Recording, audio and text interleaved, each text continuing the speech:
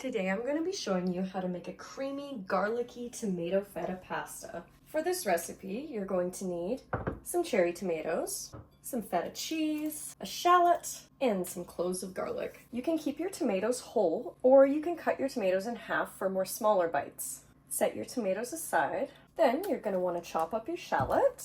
Take off the peel. Then you're going to chop your shallot up fairly fine. You can leave some big chunks though. When you're cutting your shallot, I recommend that you leave the root part on to hold it together and then slice vertically through it to create a bit of a grid.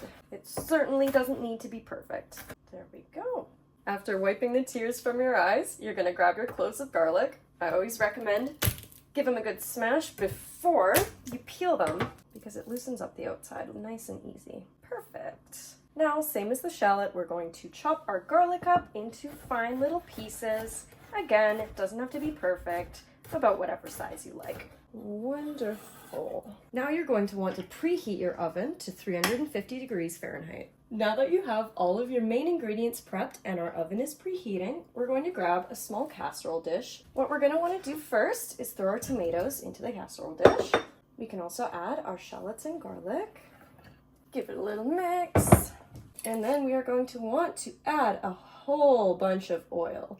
When you feel like you've added a little too much, add a little bit more. We're also going to add our seasonings to this mixture here as well. Grab yourself some oregano, red pepper flakes, basil, garlic powder, onion powder, and some good old salt and pepper. You can use however much of each ingredient you like. I love a lot of spices and herbs on my pasta, so now you're going to want to give this a good mix to get everything nice and coated. And then what you'll want to do is make a little hole in the middle to place your feta cheese into.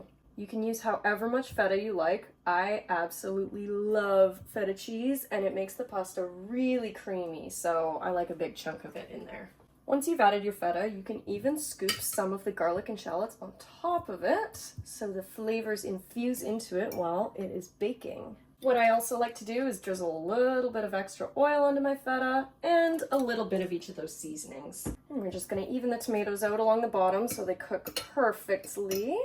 Now that we have our dish prepped, it's ready to go in the oven. Throw your dish in the oven and you'll bake it for about 40 minutes or until the tomatoes shrivel up and pop and until the feta cheese gets nice and creamy. When your pasta has about 10 to 15 minutes left to bake, put some water and salt in a pot and wait for your water to boil. Once your water is boiling, add whatever kind of pasta you'd like.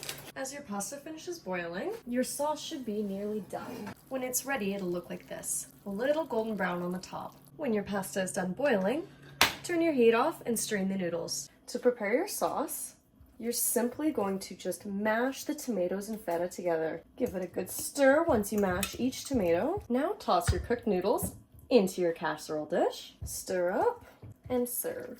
If you're feeling fancy, you can also grate some fresh Parmesan cheese on top. Absolutely delicious.